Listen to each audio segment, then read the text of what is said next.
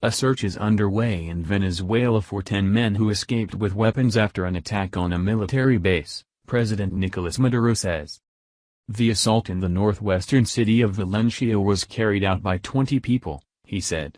2 were killed, 1 was injured and 7 were arrested. Earlier, a video posted on social media showed uniformed men saying they were rising against the murderous tyranny. Despite the incident, the situation appears to be calm in the country. On state television, Mr. Maduro congratulated the army for its immediate reaction in putting down the attack in the early hours of Sunday, saying they had earned his admiration.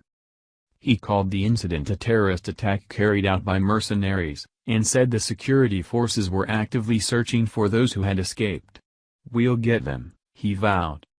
Military vehicles were patrolling the streets in and around Valencia and at least 1 helicopter was being used in the operation. The government said that those arrested included a first lieutenant who had deserted.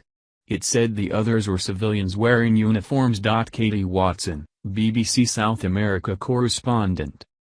Throughout these past 4 months of often violent protests in Venezuela, the country's army has, several times, reaffirmed its unconditional loyalty to President Maduro. The opposition has tried to test that loyalty. When they organized an unofficial referendum last month to let Venezuelans have their say on the Constituent Assembly, one of the questions asked was whether people wanted the armed forces to defend the existing constitution. So far, the army has remained by Mr. Maduro's side, but the video that surfaced on Sunday claiming to be from the 41st Brigade in Valencia and calling for military and civilian action to restore order to the country is an interesting development. One, of course, denied by the Maduro administration, who said that most of the men in the videos were civilians, led by a deserter.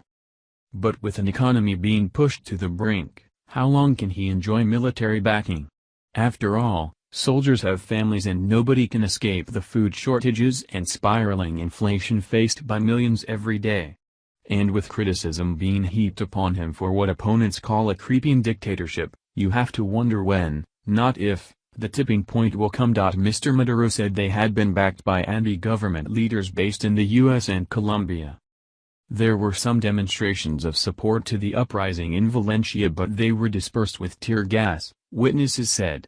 Elsewhere in the country, the situation remained calm. In Sunday's video, a rebel leader who identified himself as Juan Cagueripano, said that his group, which he called the 41st Brigade, was taking a stand against the murderous tyranny of President Nicolas Maduro.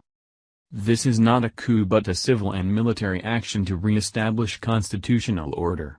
Violent demonstrations since April have left more than 100 people dead in the country, which, despite being oil-rich, is experiencing severe shortages of food and medicines, as well as inflation in excess of 700%. The incident in Valencia came the day after the first session of the newly inaugurated Constituent Assembly, seen by the opposition as a way for the left-wing president to cling to power. But Mr. Maduro has repeatedly said that the new body would bring peace to the country. The Constituent Assembly has the ability to rewrite the constitution and could override the opposition-controlled parliament, the National Assembly. On Saturday, it immediately voted to dismiss Chief Prosecutor Luis Ortega, a former ally of President Maduro turned major critic.